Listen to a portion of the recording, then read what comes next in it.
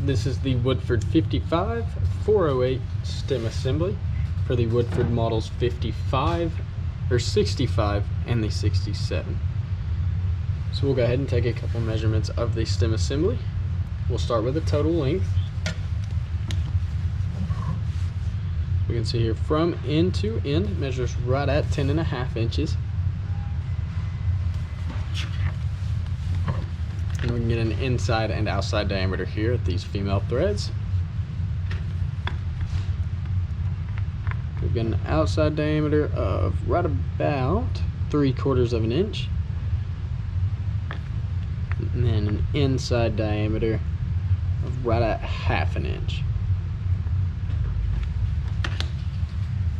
And then we can measure just the rubber plunger assembly here on the end. We can see that measures right below an inch as well, so right at about 3/4 of an inch. There we go. Once again, this is the Woodford 55 408 stem assembly.